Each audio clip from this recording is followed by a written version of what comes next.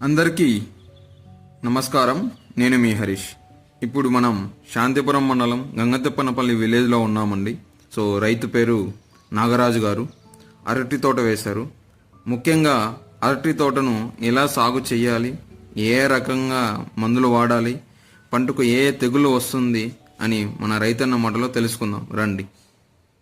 ఒకసారి ఫ్రై చేయాలి, పులుగు పట్టాలి, ఫ్రై చేయాలి.